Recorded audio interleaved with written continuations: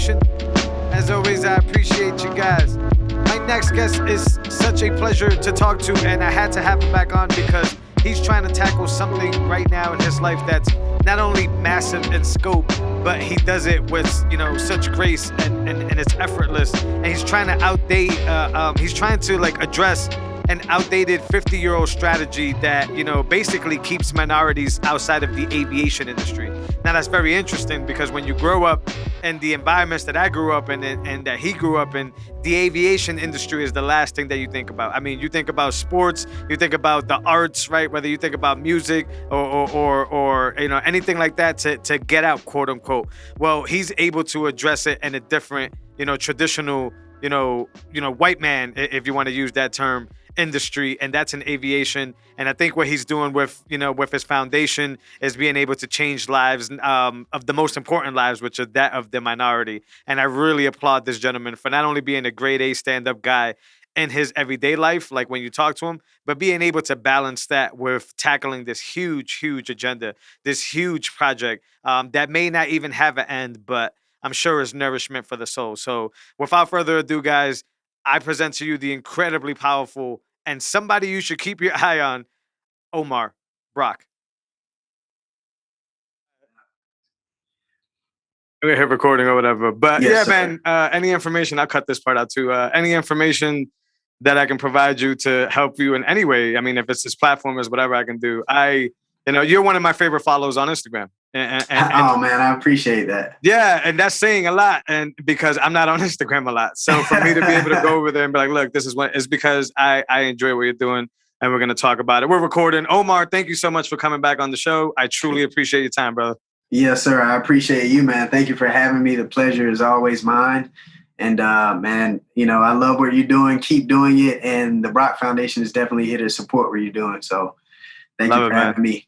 But I want to talk about the Brock Foundation right off the bat because the last time you were on, it was you were setting up for your very first big event at the time. Right, and now I'm excited to see how it's gone. Can you catch us up on what's happened since? Oh, man, yeah. So now that was, it's been 8 months ago now. So we've been in business 8 months. And from that initial conversation, we had our first event and it was a great turnout, per that first conversation we had.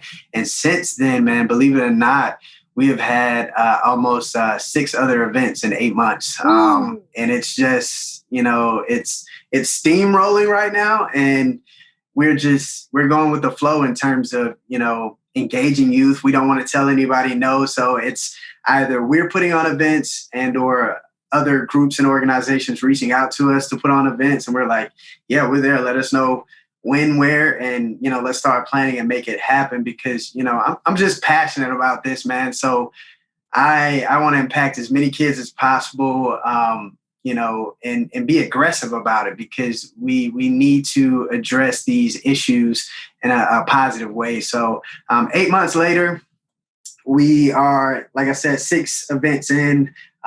We have a board, social impact team, advisory board. We're working with other larger organizations. We have a few sponsors now, and it's just continuing to grow. So I'm very proud of what we've been able to accomplish in 9 months, and I'm eager to see what else comes our way over the next months, years. So we're definitely here to stay for sure. Yeah, now I should have asked this first. So let's rewind quickly because since you've been on, we've also, grown here on the podcast. We've had a much, bigger audience and new listeners. Explain the Brock Foundation and your goal right now for those new listeners that weren't here last time. Definitely. So the Brock Foundation is a nonprofit organization based in Georgia, and our mission is to propel diversity in aviation. And we are actively, like I said, aggressively pursuing every avenue imaginable to greatly reduce the costs associated with pursuing ratings and certificates for minority youth in Georgia. And since then, we have begun to expand, and do events all over the U.S. Like I said, we don't like to tell people no, but our main goal is to focus on minority youth here in Georgia. But we have been branching out and doing events all over the United States at this point. Awesome. And what was it, you yourself that started this whole thing, or was it you and a group of people that had this idea? Yeah, so the Brock Foundation was founded by me in November of 2020, and basically after the hard year that 2020 was for a majority of Americans, I started with a post on social media, Yep. and it was around the holidays, and I just wanted to give back to the community by having free discovery flights for as many kids as possible. And, I was planning on renting an aircraft, flying as many kids as possible the whole month of November.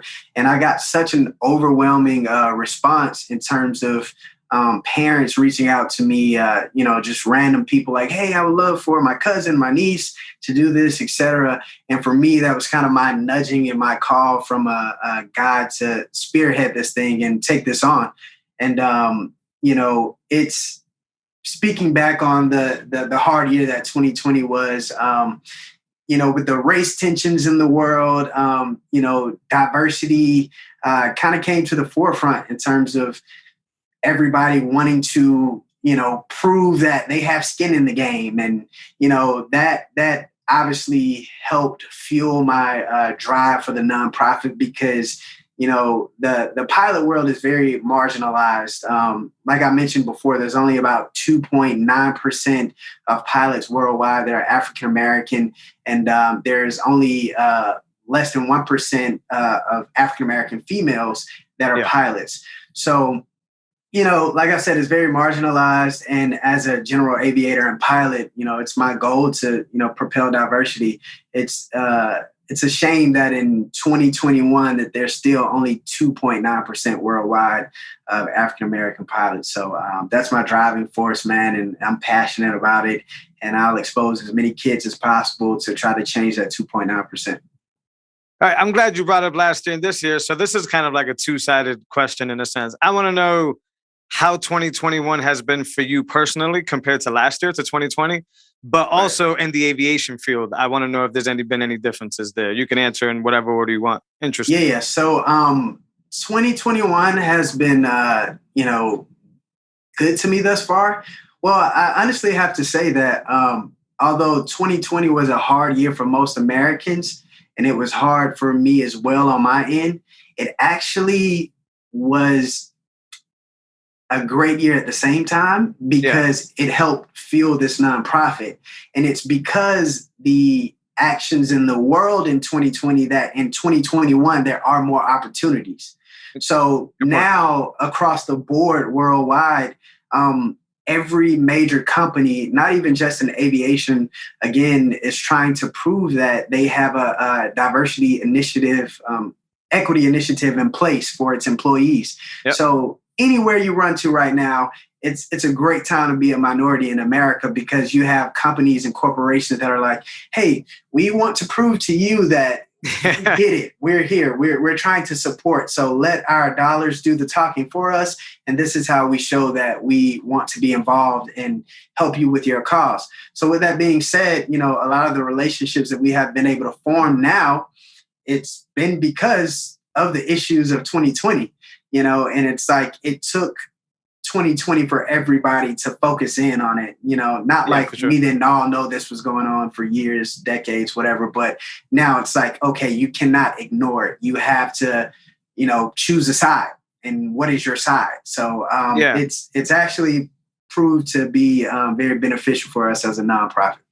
Now, but in those type of relationships there, right, where, this is a very blurry line. There may not even be an answer to this, but in those type of situations where it's like, I can see the fickleness of your money, right? I can see that you're here to try to stand out. So how do you decipher that? And how do you either leverage that or just get away from it? How do you respond to that fickleness? Absolutely. I think as a nonprofit, you definitely want to, well, I won't say we have that mindset, but I think most nonprofits, your goal is you're trying to get money from everywhere to support your business because you're not for profit, but at the same time, you are a business. And in order for you to sustain as a business, you have to have some type of, donations and, the financial aspect intact. So for us, I'm glad you brought this up because I am very particular about who we do business with and that relationship because, generally speaking, whoever you associate with, they're a direct reflection of you. So, if we're a nonprofit that's focusing on aviation and, giving attention to the lack of minorities in this thing, then we have to be very conscious of who we decide to partner with. So for us on our end, we choose a lot of time to partner with, faith-based companies, businesses and organizations that are not very, heavily involved in politics, et cetera. It has to be, and you obviously have control of that as a nonprofit, but for us, in our views, we try to, partner with people who have like-minded attitudes and thinking in regards to business. And, that's, again, when we speak about the shirts, that's how that situation came about with the shirts that we currently have out, because we were able to partner with a faith-based company and along with other business ventures we have. Yeah, so this is a great example of a good partnership that happened instead of the fickle money. So let's talk about the shirts. How did they come about? Right. So actually, with the shirts, Henry, who's the owner and CEO of Unapologetic Urban Gear here in Atlanta, he has a huge faith-based clothing line here in Atlanta, and we are actually friends. And I actually know him through my wife, and Ben, her brother, actually was friends with Henry first. So we had that relationship as friends, and I constantly visit his business and I try to support his business in terms of when he's filming and shooting things. We show up to be models for him, to, hang out and create a vibe for his business. And we ended up having a conversation one day, and I told him about the nonprofit and me, kind of getting this business off the ground. And, I was there and I was like, you want to know what? Like, this is a great business. On one end of it, you're faith-based, you monetize it, but you're faith-based and you do good with the money that you take in.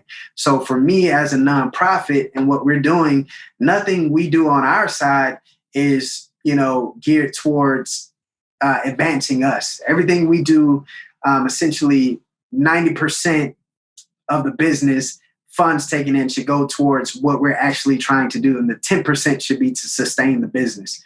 So, I said this would be a great partnership. And I kind of went to him like, hey, I want to, create shirts. You obviously have the infrastructure.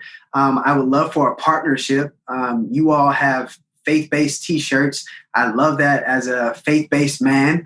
And I would love to tie in an aviation aspect of it. And we take all the proceeds from the shirt sales and put it towards scholarships for the youth, as well as, funding these career discovery events that we do at airports all around the U.S. to, get minority youth involved in aviation. So we had the conversation, and right away he was like, you want to know what? I usually don't partner with other businesses and organizations, but you are passionate about what you do, and it is a great cause, and I want to be on board, and the rest is history. We formed the relationship, and we've got our first shirt out now, which is entitled Grace Lifts My Wings. And again, it's a play on faith as well as a play on aviation, and 100% of the proceeds we're putting towards scholarships for youth, and as well as our career discovery events. Yeah, that's super incredible. I'm really bullish on when human beings get together and get bullish on doing good things. Right. So it kind of seems like you're both trying to one up each other on how good you can do for other human beings. I respect that. It's it's very virtuous. And actually, when we were talking before we started recording about being ethical and this situation where there's a lot of opportunities to make money, right? So as a nonprofit, I'm sure there's a lot of avenues where you guys can make a lot of money. Right. But it's also very important to keep your ethics, right? To be proud, to be able to stand tall on what it is that you're trying to build. Absolutely. And it sounds like that partnership that you guys created is an example of that. Absolutely. And to be, quite clear too on a legality stance with the IRS there, it's very specific of what you can and cannot do to, avoid legal trouble. Of course, there's loopholes with everything, so people figure out loopholes. But again, the ethical aspect of it is at the forefront of our business, and it's imperative. Like I said, there's nothing in it for me besides helping youth and, doing good while I'm here with my time on earth. Because again, like I said in our first podcast, I feel like everybody has a duty to serve at some point in their life. And for me, this is my opportunity to serve doing something that I love, and also to address a problem, which is, the staggering deficit of minorities in aviation. So I'm all about it. Yeah, it's super incredible. Every time I hear you talk about your passion, it just gets me extremely pumped up. Now, the obvious question that I would ask is, if you spend the majority of your time doing for others, when do you do for yourself? Oh, that's a great question. Yeah, man, that's a tough one. I mean, we're selfish by nature, right? I mean, we're trying to survive. That's something that we need to do. And when, you do numbers like 10% us, 90% everybody else, like you said a little while ago, man. Right.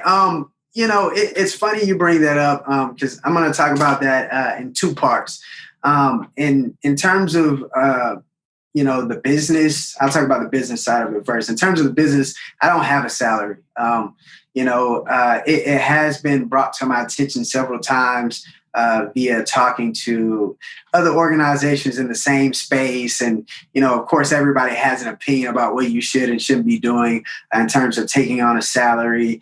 And, that's something I think eventually, I have to face and address it, as it consumes so much of my time, right. So much of my efforts.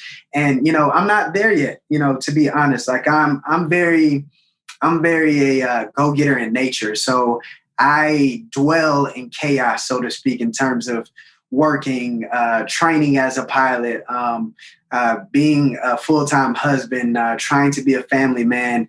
It often, if I'm not busy, then I'm uncomfortable.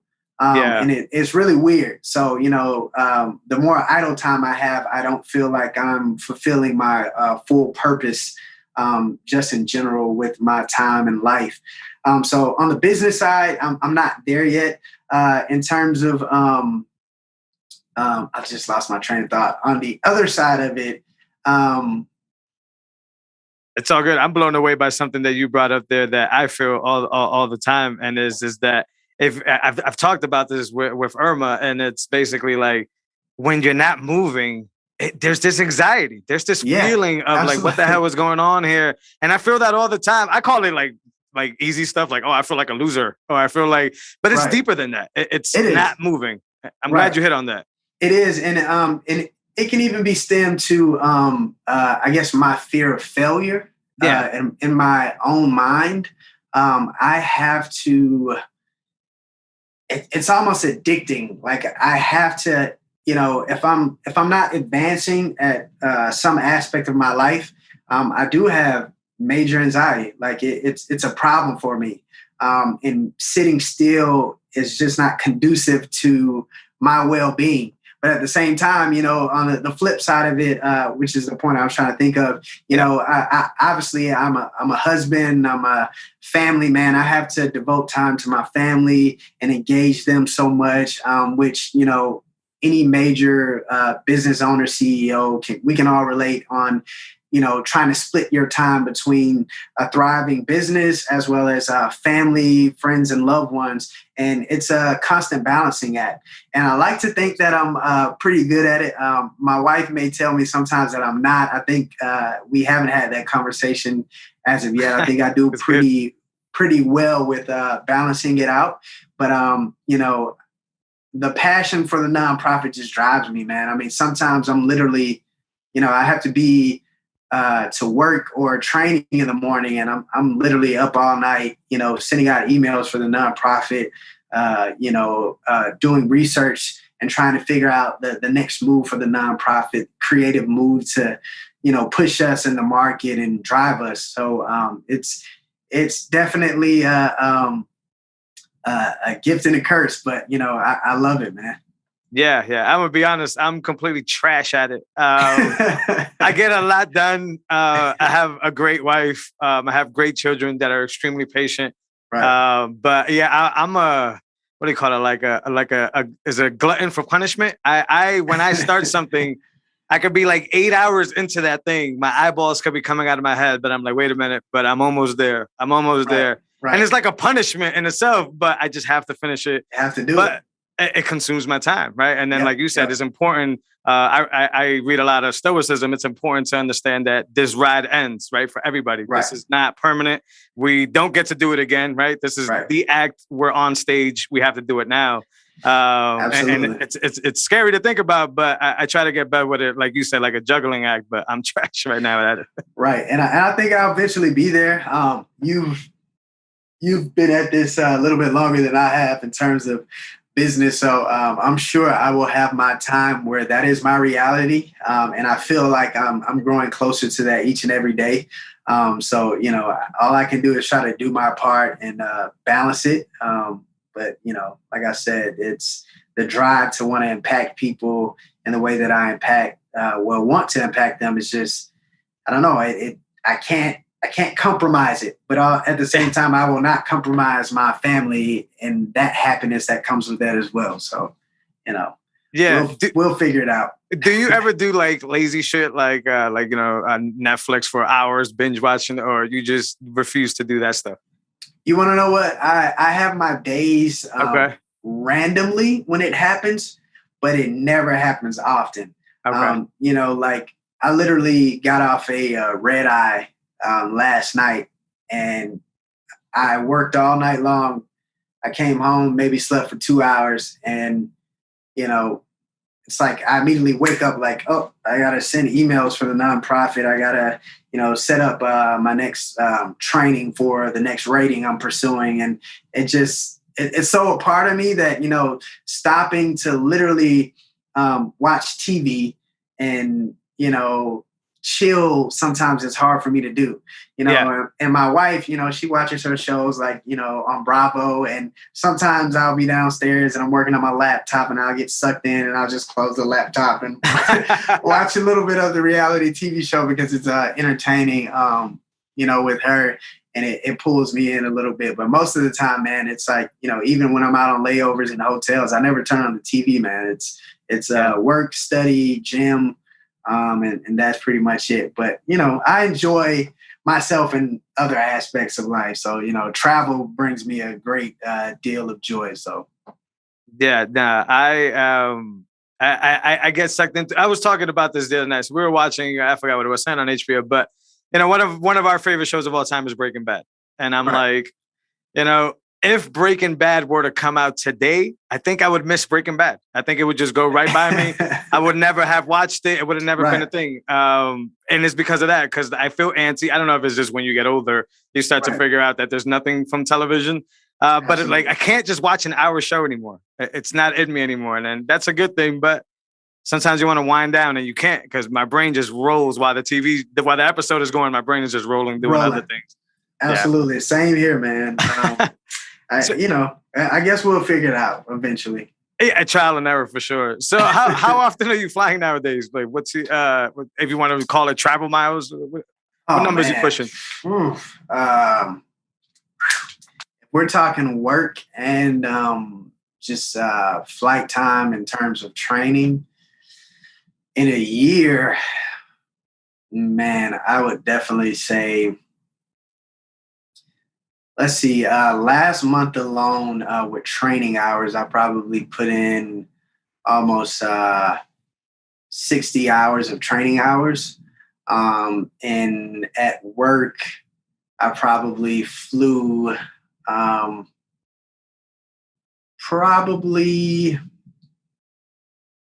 I would say anywhere from maybe 35 hours in a month. So yeah, if you do that, times 12 months, give or take more or less different months, it's definitely thousands of hours, man, of flying, whether it's training or work. And, it goes by fast. I don't think about it because for me, I'm having fun. Yeah. And it's funny because the company I work for every year, they kind of, at the end of the year, they send us a report of how many hours we've flown in the year. And I always look at it and I'm like, wow, I've really flown thousands of hours. And, it goes over my head, in the moment. I'm not realizing it, but it's a lot, man. Yeah, it seems like, and correct me if I'm wrong, flying is one of the safer things you can do. Is that a bad statement? No, it's absolutely accurate, man. Flying is so safe. I think people have this idea of flying not being safe, and they that's watch why I bring it up.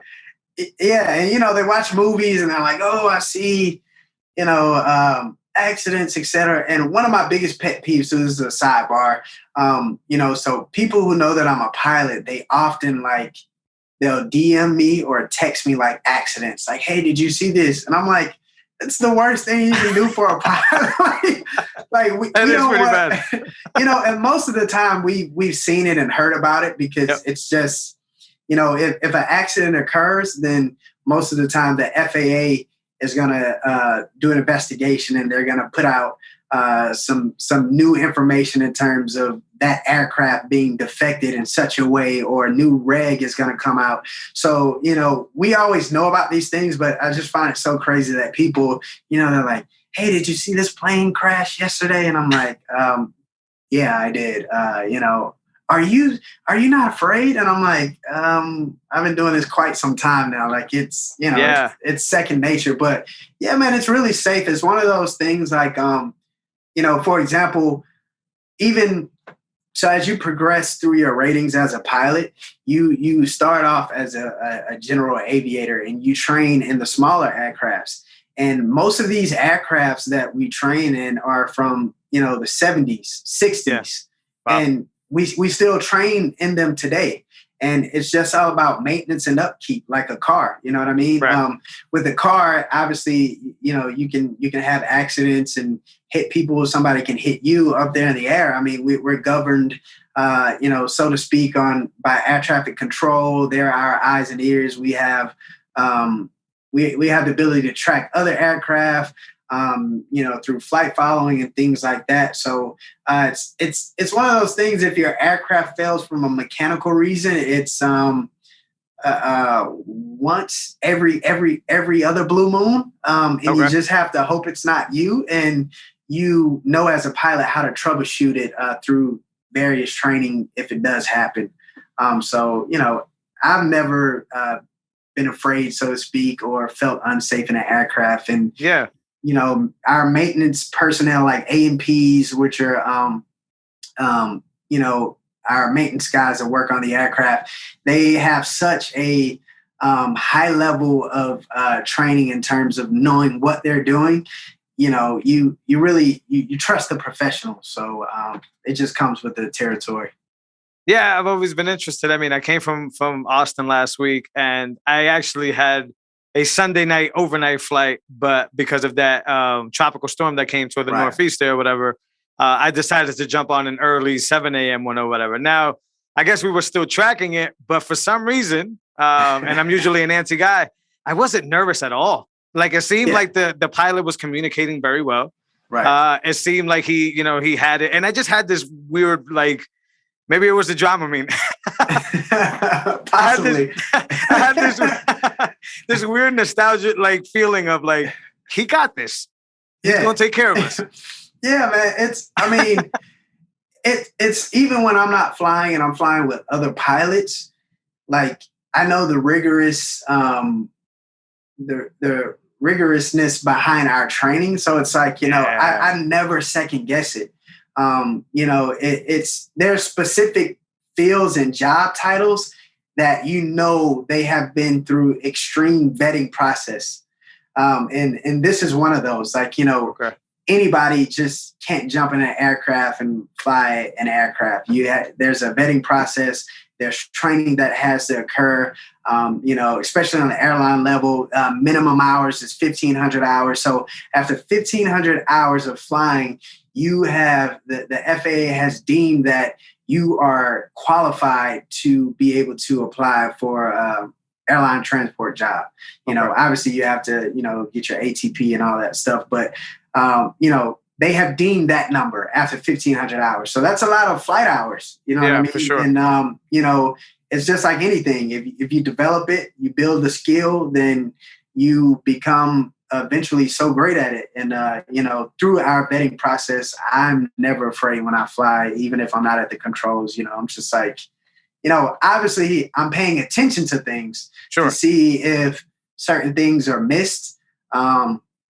Or obviously if there's something that endangers my life as a pilot and me not seeing something that I know I should see. Yep. And if I'm flying with somebody, I'll definitely make a reference. I'm like, hey, you missed that check or whatever. Not trying to bust your balls here, but like, let's fix it before we end up in a situation. Yeah, now that you bring that up, I know you had in the notes of the 50-year-old outdated strategy. Is pilots right now like the golf club? Is it like the rich white dudes that kind of run the shit and don't let nobody else in there? Yes, man. The pilot community is definitely the good old boys club. It is very, across the board, even in the military. It's like, interesting. It's one of those things like and which is why I'm passionate about what I do with the organization and drive it. It's like, if you don't know, like most guys I know, like even in my pilot class, when I was pursuing my private pilot certificate at a accredited university that has an aviation program, I was it was a class of 40, and it was maybe me and 3 other guys of a darker hue in the class. Everyone else was Caucasian males. And, their father introduced them to aviation. Their dad had a plane, so they had the luxury of flying, being introduced to it every day. So they knew everything about the process, what it took. And we even had military guys in the class that were, receiving GI bills. So it was paid for. And here it is, you got me. And I'm like, I've already went to college once. I have a bachelor's degree and I'm paying out of pocket for, this degree. And, I'm just like, there's definitely a gap. And even growing up, like I told you on the first time we interviewed, I never saw a Black pilot growing up. Yeah. Like, it was so far removed from me, or a minority pilot, like period. I didn't see it. And so I never knew that it was obtainable for me. And I know that kind of sounds crazy, but, as youth, they say from 0 to 5, I think Les Brown said from 0 to 5, kids are very impressionable. So, they are really, during that age and time, they are really, developing a belief system. So everything that they see from their parents to the world around them, TV, everything that they watch, it is so crucial and intricate to how they develop eventually as human beings, and what they choose to pursue and drive towards. Yeah. So for me, again, growing up, I valued the arts. I wanted to be a singer, be in entertainment, because that is highly publicized for African Americans. Like you're rapping, you're a singer, or you're playing football, basketball. So obviously I played football in high school, started playing football in college and stopped. And it's just, these were the things that I thought I had to be, because these things were the societal norms for people who look like me. So with aviation, it's very much a good old boys club, because you have to know somebody and who can educate you on the process. Because granted, the internet is here, you can Google anything and figure it out. Sure. But if you don't have people mentoring you and walking you through the process, you can oftentimes be manipulated. There was a lot of times in the beginning of my training, I spent way more money than I had to in terms of pursuing these ratings, because I didn't know that my flight instructor might have been kind of taking advantage of my lack of knowledge during training. So it translated to him milking me for hours, because he was trying to get to the airline. So he needed every bit of hours he could get. And he knew that by training me, those are hours in his logbook. And he knew that I had a billfold like, hey, can we fly today? Can we fly tomorrow? Because I was eager and hungry to be, immersed in it. So I think if you don't have a mentor and all that, it's definitely difficult. And oftentimes too, these guys that have been flying for 50 years that, hey, that was my dad and I've been flying with him when, since I was 5 or whatever. These are the guys that are still at the airline that are over the pilot hiring committees. So they oftentimes look out for their, son and their son's friend and, all of this stuff. So it's definitely very much. And even with all that, you still trust it. Like they could have hired their scrub ass son to come up and be. Well, the thing about it is, again, 2020 made it very apparent that you have to show that you are for the cause. So even as a major corporation, if you decided to keep hiring white male pilots, now every business is at the forefront. You got everybody knocking at the door. Okay, how are you proving that, you have a diversity initiative in place? Show us. Like there's departments being developed in all of these different infrastructures of corporations. Yeah. And they're like, now, before, you'd want to diversify the pool, but now it's priority. Like, we've got to hire X amount of Black pilots by this amount of time, this type of thing. So these are the type of initiatives that are popping up. So that gives me hope because now people are paying attention. We know that there's been a problem for years and it's still going to be a problem, but now we have everybody's attention. So we have a great opportunity to drive it home now and to put as many people in place as possible. So now when you go to that pilot interview, instead of, the token stereotypical setup, you've got one minority in the pilot interviewing process to, not saying that it would become biased at that point, but, it's just diversifying the pool and the mindset to be able to have a different perspective when you're interviewing people who you might not necessarily understand culturally. Yeah. Now, how much in the aviation industry is it that, and I might have asked you this the last time, but I don't remember. But anyways, how much of it do you think is that, minorities never showed interest, so they kind of kept moving about business, or purposely like an agenda to make sure that minorities weren't in this field or in this, class? Well, and that's your opinion, of course. In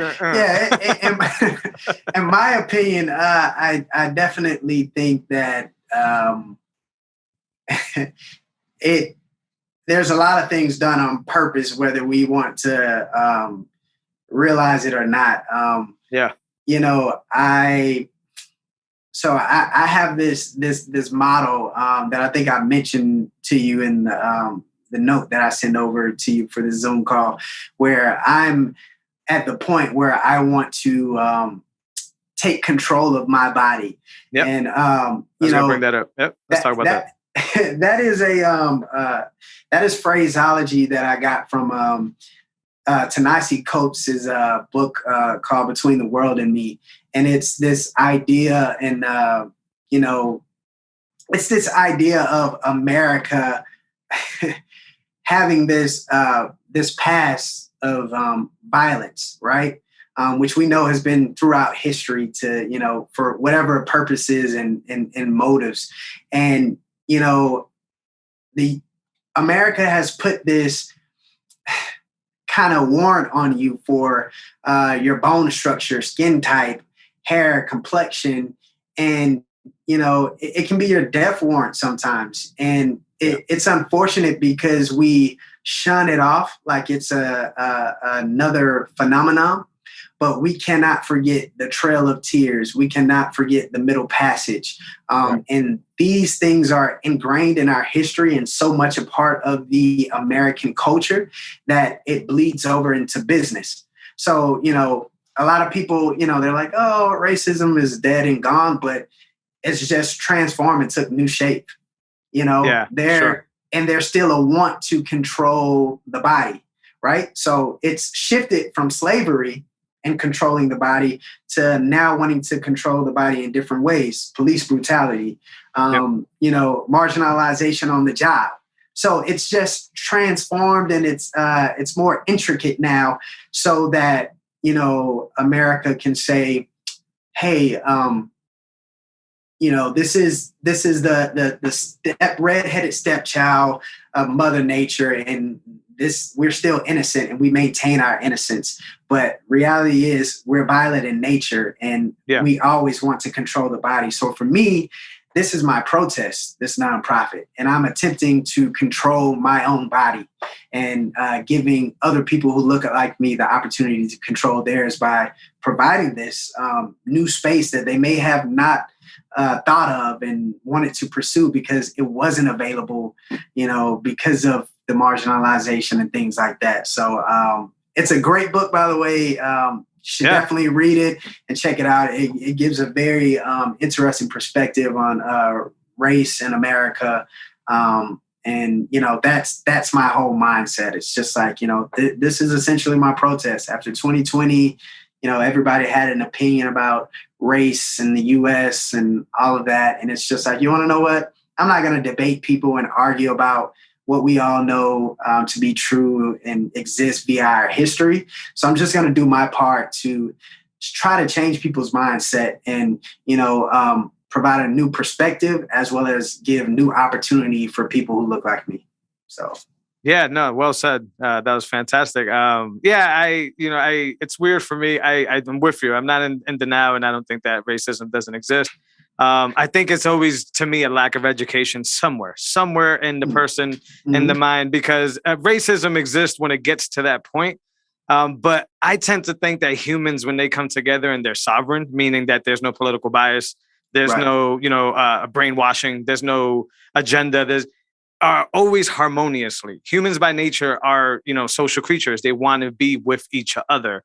I think where the line gets really blurred, and what I've learned in 2021 is that it's when the agendas get thrown in there, when the labels get thrown in there, that a human becomes very vicious and very against the other person and willing to harm them and do pain to them. But to me, I border between, is that racism or is that just a lack of education on that person, right? That person missed something, a big piece that caused them to do harm to that other person. But on the outside, from this, the higher viewers, we're going to think that was a, black versus white thing. That was this thing. I don't think it's that basic, black versus white. Well, I'll play devil's advocate and say, in an environment like we live in where, there's the internet, you can research anything, and when you have a certain body and institution controlling the actual education aspect of what we're taught growing up, then you're already at a disadvantage. Dangerous. For me growing up in school, I didn't learn a lot about Black history because it wasn't a priority. So is this just a mishap and it not being included? But African Americans are very much still a part of the American culture. Absolutely. The U.S. was built on the back of slaves, Native Americans, and things like that. So it's just that there's a brief chapter. I remember very vividly being in class growing up in social history, and it's like I remember learning briefly about the Trail of Tears, maybe reading a chapter. That was it.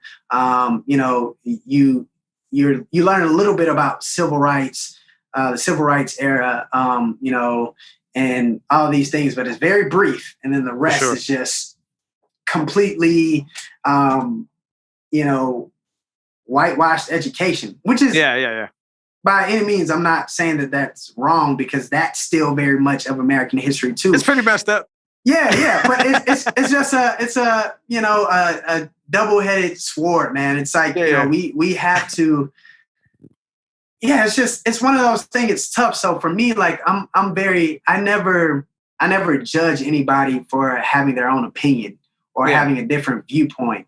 For me, I look for every opportunity to get you to understand where I'm coming from and how it affects me as a person who looks like me. Yeah. And, to engage you in conversation so we can meet in middle ground. And even if we don't meet in the middle ground, like I don't hate you because you don't agree with me or understand my viewpoint, but it's my job as an African-American man, when all of this is going on around me, to say, hey, Jose, like, I know you're entitled to your own opinion and things like that, man. But as your friend, like all the stuff that's going on in the news, like, I see people who look like me being shot every day and killed.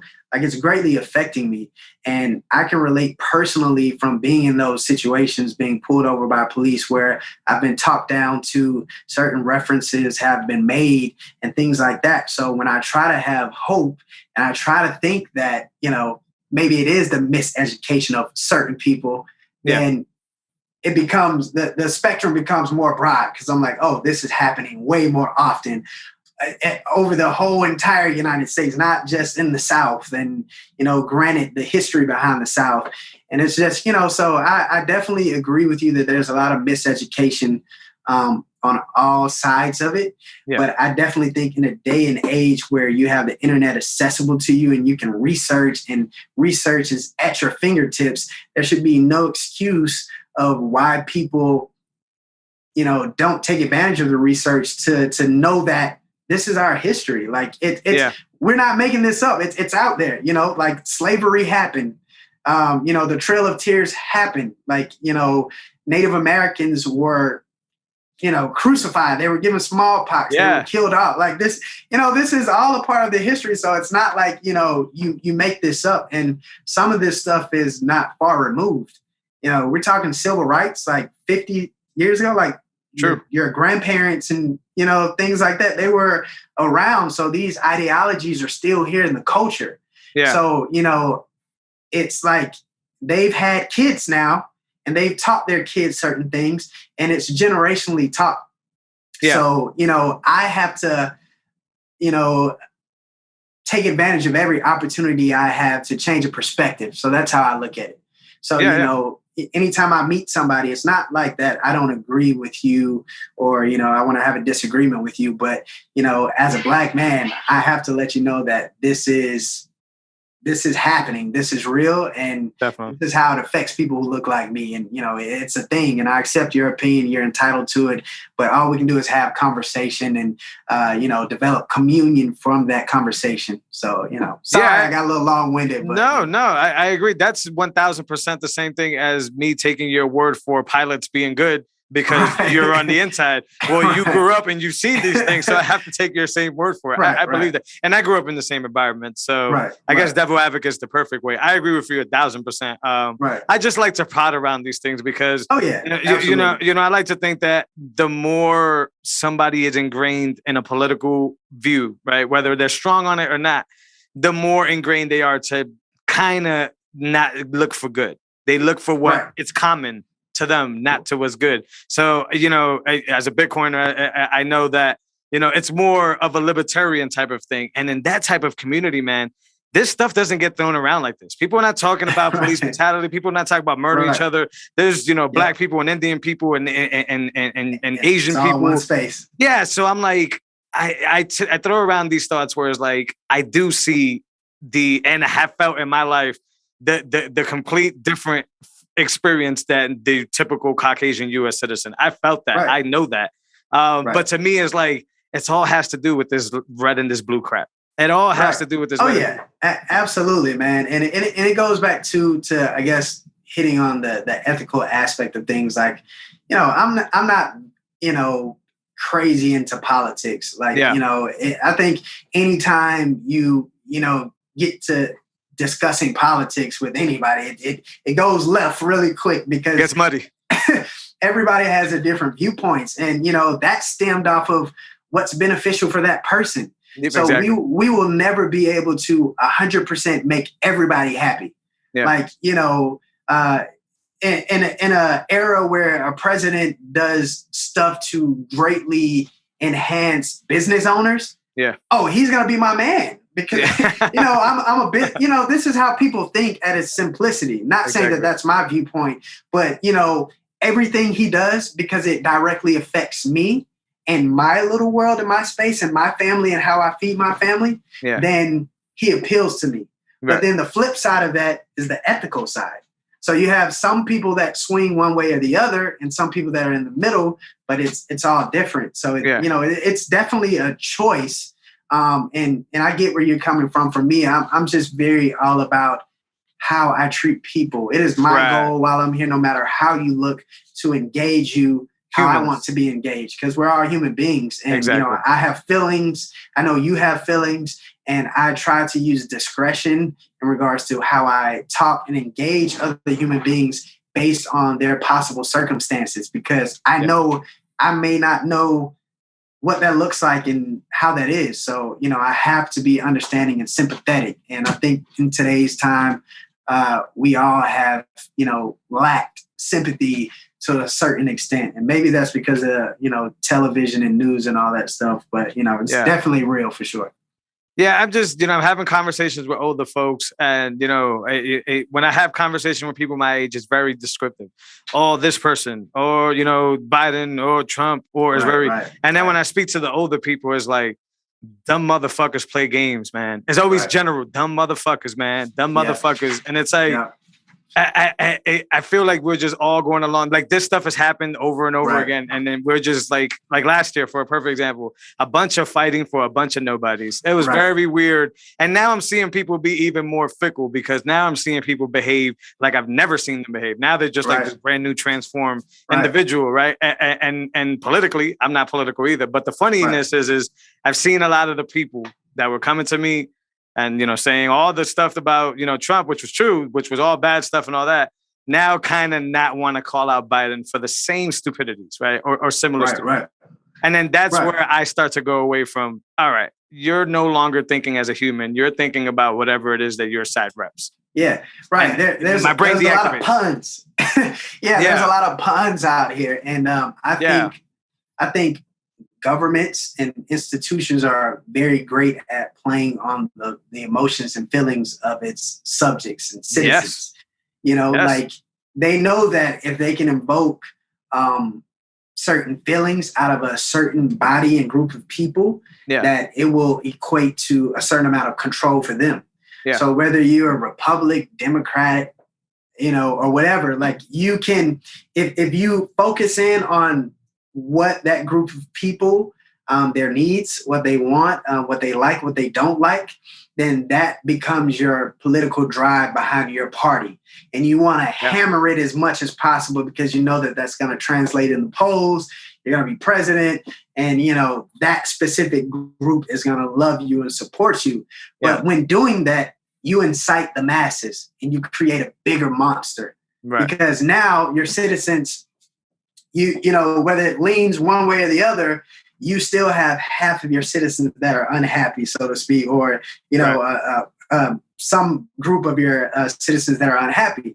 So it's like, where does it end? You know what I mean? But we have to get back to the basics of just loving people, being sympathetic to other people, even if we are not the same culturally, and we don't quite understand. You still have to possess sympathy, and I think that's where the difficulty lies. For me, it's never been political. It's just all about, okay, guys, why are we not seeing that this is a human being, that you have your knee on his neck? Right. Like, in that regard, you know what I mean? It's like, basic. Those are the things that disturb me. It's like, I understand you have a job, you're great, but empathy is necessary. Like, that man has a child, he has a mother, and, he wants to go home to his family, even if he's committed a crime or not, not saying that that's justified, but, to have your knee on somebody's neck and just to watch them pass away, and be unbothered, there's something about that you have had an out-of-body experience as a human being. So most of the time when I engage people in conversation, I don't get passionate and upset about the political aspect of it. It's like, hey, at a basic level, like, if somebody did this to you, your brother or your mom, how would you feel? Because then you can connect, because it has affected you. And I think most people can't connect because it's never happened to them. And, you know, they're like far removed. Oh, well, I don't look like the guy. It doesn't happen to people that look like me, so I don't have anything to worry about. Yeah. But like, there's people out here really going through it because of the way they look. Yeah. So, you know, it's not made up. And definitely. Again, you know, that's why, you know, with our business, we really focus on pushing minorities. It's not like we want to be exclusive to minorities, but it's because of a reason. Like, you know, they're not giving all the opportunities that other Americans are given. So why shouldn't we be putting something together to help push them? Because there's a lot out there for a specific group of people, and it has been that way for years. Yeah, absolutely. Basically, you minorities need to play catch up, and organizations like yours are helping minorities play catch up, and it's huge. So just to leave the control my body, you know, conversation that we're having, I guess it's only safe to say you just, you know, went over COVID. You just went through COVID, I should say. Right. We're in a world nowadays where, you know, politicians are eating hamburgers and telling you to go get a free vaccination. So how is it that you're feeling about this, you know, people trying to control your body, literally? That's a great question, man. I'm torn, to be honest. It's one of those things where I was going throughout this COVID era. Like, you know, I'm vegan. You know, I take my vitamins, I work out, I choose the natural approach. And I work in aviation, which on the other hand exposes me to a lot of people from all different walks of life each and every day. On a given day, I pass and encounter hundreds of people going through airports, etc. So, you know, with a virus like COVID, you know, I thought I was doing the best that I could in terms of protecting myself by wearing a mask, which is, you know, all I can do, because at the time, you know, before I had my, you know, I would say that I was a little skeptical about the vaccine. And then it wasn't until I got COVID and, you know, it put a whooping on me, you know, beyond what I could have imagined. And, you know, I was probably one step away from the whole respirator and all that, and it going downhill very fast. And, you know, I consider myself to be a very healthy individual, in shape guy. And, you know, it wasn't until I experienced it and I was like, this is like the flu on steroids. Like, you know, having 102 fever every day, body aches, literally sweating out the sheets of my bed every single day, you know, pain unbearable, not being able to breathe, and that feeling of not being able to control my body. Going back to that, sure. It's just it doesn't feel great. And so a part of me, you know, I think with these things, it's like we talked about earlier, you want to trust the professionals, and you trust them with this idea because you know that they do this. Yeah. And, you know, like with me being a pilot, if I say, hey, Jose, we're going to go fly tomorrow, I show you my credentials, then you're going to believe that the FAA has stamped me off. You can go in their database, search my name. It will tell you my credentials, that I have been approved to fly. And you trust me for that. So I think with people in science, if they've been certified and they do this, you know, then to a certain extent, shouldn't we trust them? And then, of course, there's all sides of it where you can say, oh, well, you know, money, let's pay attention to what the money is doing than COVID and vaccines, like, which is very valid too. And you know what I mean? At the end of the day, you know, I don't sway anybody one way or the other in terms of, hey, you should go get the vaccine or you shouldn't, because at the end of the day, it is your body. You should control it. But at the end of the day, I think, you know, it's a different perspective, again, from experience, which goes back to what we talked about earlier with perspective and experience, you know, and we keep coming back to that your mind changes. So until you have experienced COVID and you're on a respirator, like lately I've been reading all these articles and it's like, it's crazy, man. Like with this Delta variant, like there are school teachers and people like, oh, I'm not getting the vaccination and all this stuff. And it's like a week later, they're airing another clip of that person in the hospital on a respirator. And it's like, to what extent are you committing suicide? Like, I mean, if it's not something that you can have different approaches, right? So if you're not going to get the vaccine and you want to stay home all the time and you think you've got it figured out in terms of how to protect yourself and your family, and if it's a holistic way, then that's great. But again, circumstances may find you and then it might completely flip your perspective. So for me, having COVID and experiencing it, it was not fun at all. And, I did have a moment where I was like, I could possibly die. Like this could be it. Like, I had never felt my body under such tremendous pressure internally. And, I thought that it could possibly be it. So again, I don't push the vaccination. But, you have to do what's best for you, whatever you believe. I'm not here to swing an opinion one way or the other. Sure. But I think, again, going back to everything we've been hitting on in and out across different subjects, but the same general ideas that, pretty much your situation will change your perspective. So, and even for me, if I'm going to be quite transparent, I didn't want to get the vaccine right away because, I just wanted to give it more time to be developed. I felt like it was very, fastly put together. But we're in a pandemic. They had to do what they had to do, and they had to come up with an answer immediately. So, a part of me is like, okay, I want to trust the professionals. Like, I'm a pilot, I can fly. So they're doctors, I want to trust them. And, that's there. And it's great, but at the same time, just like everything across the board, anything could be manipulated for whatever goals that are behind the scenes, even that's politics, like we talked about. So that is the problem. And I think the people in America are always conflicted, and especially different groups of people in America, because they never know when they can trust their government. Yeah. And to play devil's advocate, you're a government. Like, you can't make everybody happy, but at the same time, it's one of those things. So, if you are not going to get the vaccine, then have a great game plan to protect you and your family, because you don't want to not get it.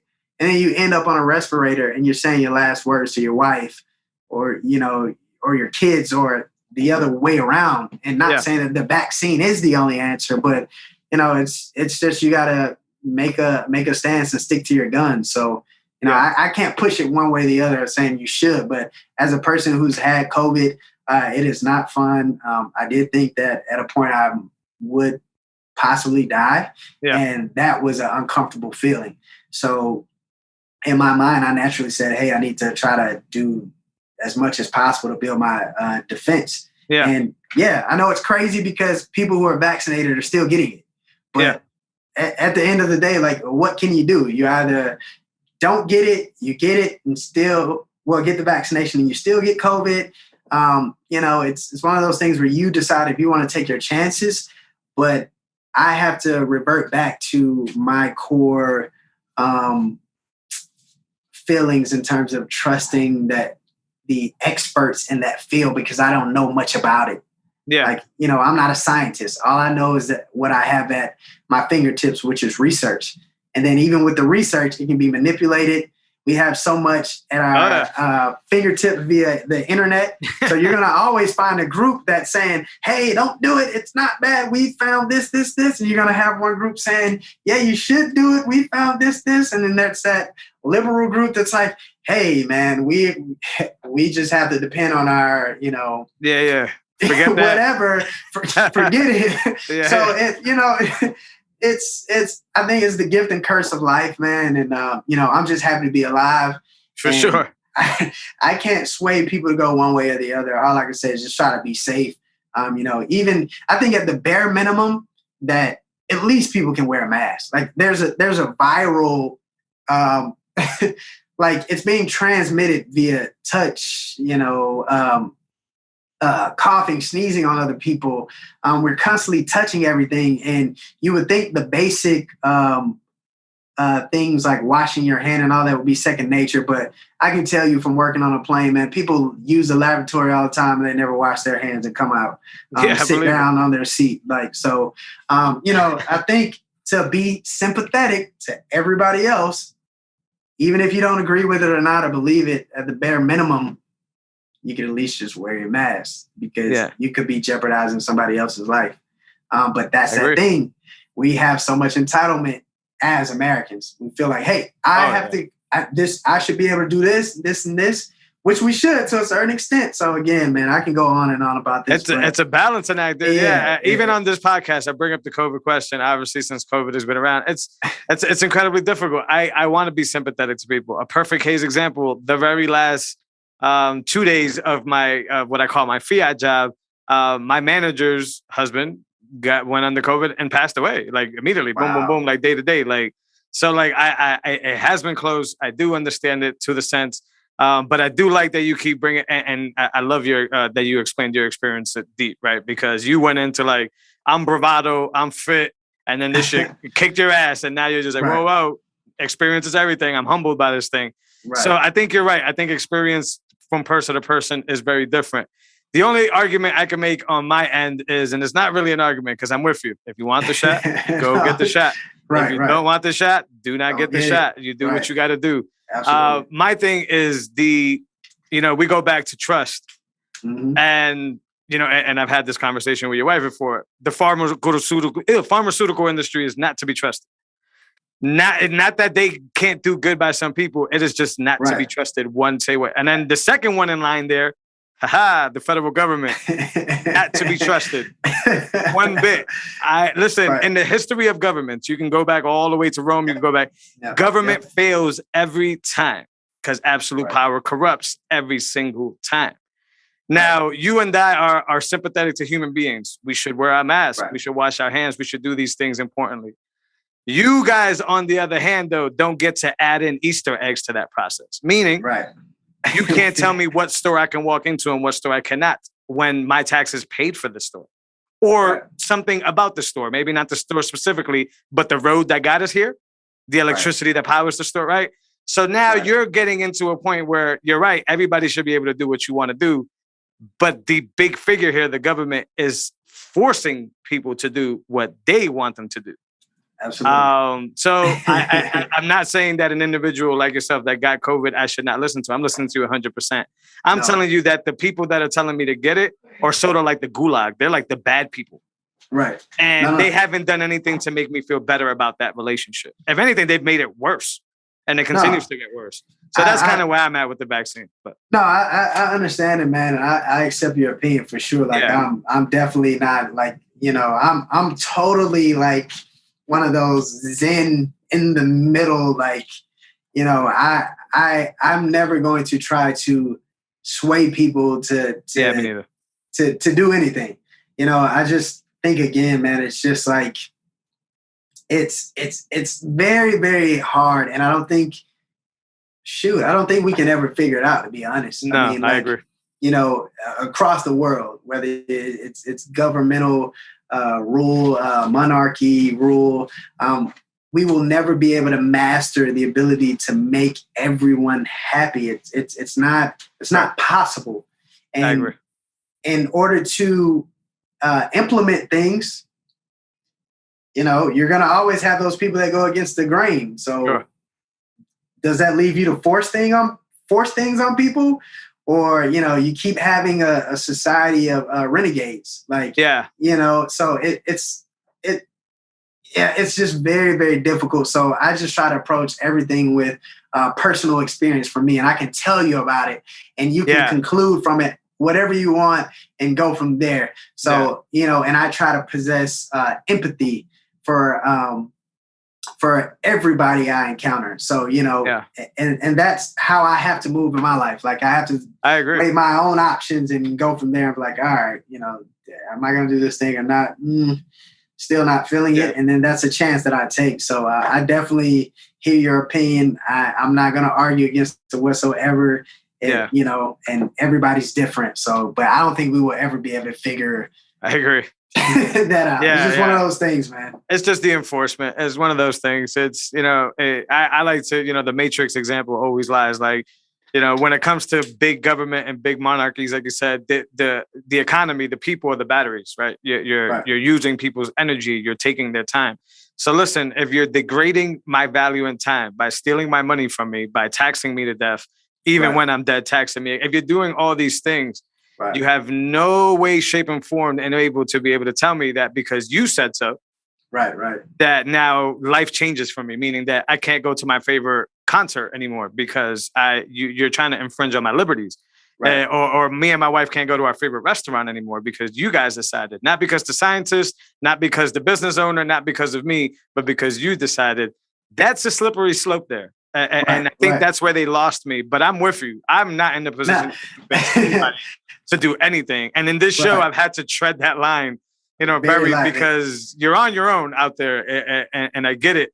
But I see both sides. I see the people that are like, but wait a minute. Like, let me just risk my own risk, take the chance because I've told myself and my family that this is our strategy and get out of my way. Let me just live life. And they refuse to do it. And you're absolutely right. And it goes back to what I was saying about the controlling of my body. Exactly. Everybody wants to control their own body. And like I said, the history of America has been wanting to control the body. So I don't necessarily disagree with you with anything that you're saying for sure. I do think that overall in the entire world, the United States of America is the place that I want to be to have the best opportunity to live the life I desire. I will not take that away from America whatsoever. The U.S., the United States. I agree. Control is a finicky thing, right? Like what's too much control? What's too little control? Yeah. And if we had all the answers and had everything right, then, why aren't we thriving in this form or fashion towards whatever this is or things like that? So, it's just one of those things, man. And I ask myself a lot all the time, like, why am I seeking control, right? Like, I can ask myself, why am I seeking control, and what am I planning on doing with that control?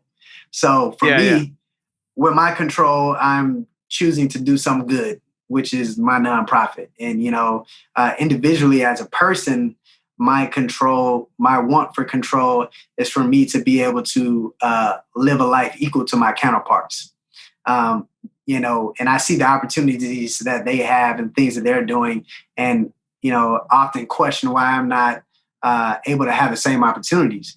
So, I can also understand for you, like in business or just living your life, period, that control from the government, because, from me knowing you, you have a very, you like you said earlier, you're liberal, and I get it and I respect it. And, I understand. So again, it's what affects you as a person and your experience and how you view stuff. So all we can do is love each other and support each other and our ideas, man. And that's really it. Yeah. And have these conversations. It's super valuable and super important. So listen, I'll conspiracy theory to death. So we're going to... Me too.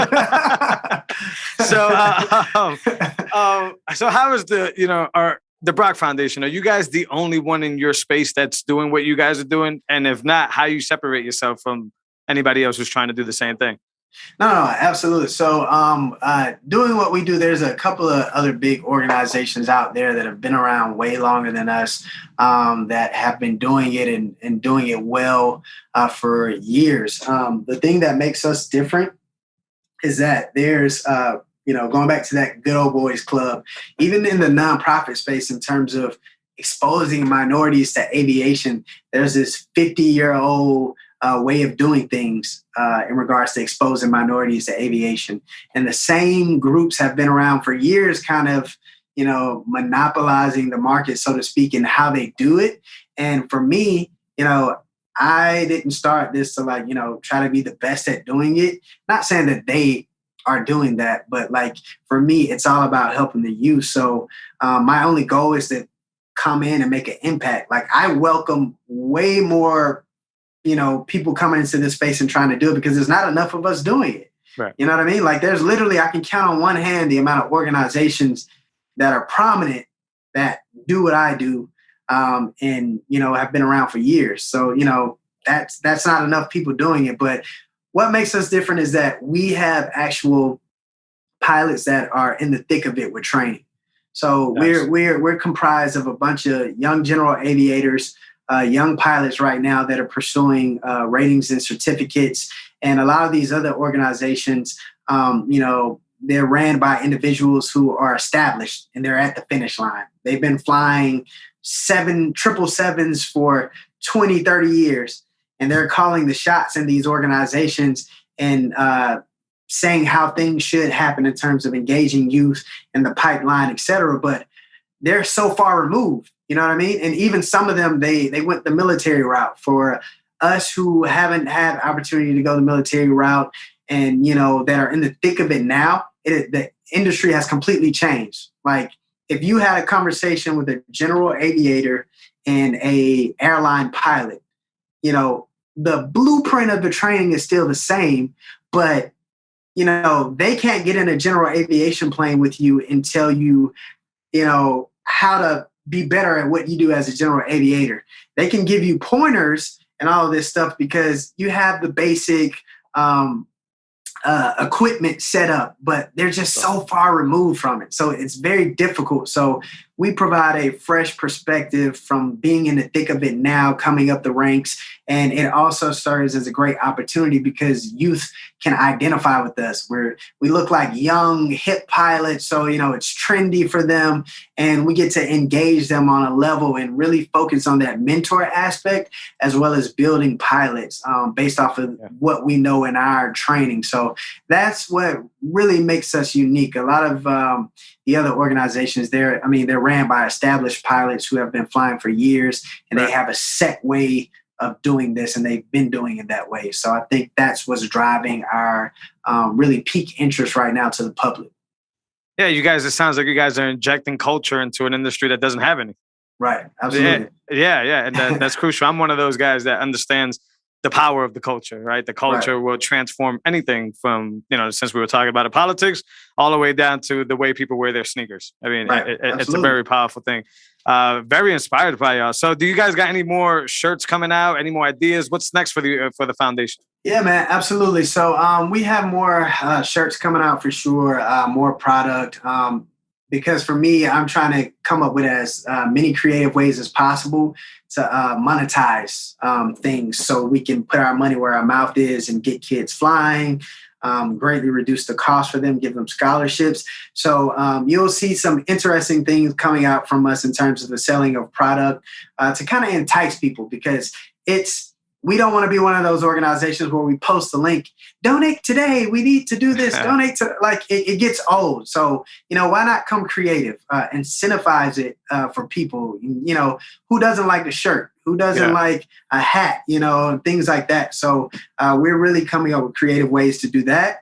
And we are launching our ground school program to get youth in the door to actually start educating them. And then that will transition to a flight academy where they will begin the flying and actually pursue their private pilot certificate. So we are aggressively pursuing that now to make that happen. And we are getting very, very close with the helps of our partners to initiate all these things. So that's what's next for us. And we're going to keep having these career discovery events at every airport that lets us in, and every organization that reaches out. We're going to continue to partner because we know that it takes a village and we can't do this alone. Yeah, absolutely, man. It's the most powerful stuff on my newsfeed is what you're doing by far. So, thanks. Let the listeners know. I'm going to grab one of those shirts, by the way. I word on the show to see if I could get more. Hey, man, I'll send you one, man. No worries. I want to put my buck up, if whatever it's worth. I appreciate it. And please let the listeners know where they can get the shirt and where they can find out more about the foundation and get involved anywhere you want to send them. Yes, sir. So for all of those people that are listening right now, you can definitely check us out at the brockfoundation.com. Also, we're on Instagram, the Brock Foundation _Inc. And we have all the information posted on the Instagram in terms of links to the shirts. The shirts are actually on our distributor's website, unapologeticurbangear.com. So you can search the Grace Lifts My Wings shirt, and it will populate for you on all of those platforms. And again, buying a shirt helps us, get minority youth flying and help them progress towards earning their wings. So we do appreciate your support in advance. Man, Omar, you're absolutely killing it, man. I appreciate everything you're doing. I hope this is not the last time you're on the show, Definitely man. So we could catch up later on everything that the foundation is going. Guys, listeners, this is a good cause. Rarely do you get this actually happening. A lot of people say go, like you said, donate. And usually it's a half-ass cause. I couldn't think of a better cause right now for, I've been flying a lot lately just for travel purposes and for a space that doesn't have enough of our people or think like us or do anything of that sort of like the country clubs. What you're doing is fantastic. And just for children in general. I was talking to my oldest today, and she, kind of like, eureka'd onto graphic design for a career. Wow. And I'm just like super excited. Like, it's one of those things. But the more exposure, I think you said this earlier in the conversation, the more exposure you're able to give, younger kids, especially minorities, the better quality of life that they get. And you're selflessly doing that every single day. I appreciate you, man. Thanks for coming on the show, brother. No, thank you, man. I appreciate you, and I applaud you for all your efforts in terms of, providing this podcast and giving, unique organizations the ability to, voice what they're doing and talk about what they're doing and engage you, because you're a very intellectual individual, and I love your perspectives that you give. So thank you so much again, man. Thanks, man. It's just fun having these talks. Appreciate you, brother. All right, guys. Till next week. Later. Bye-bye.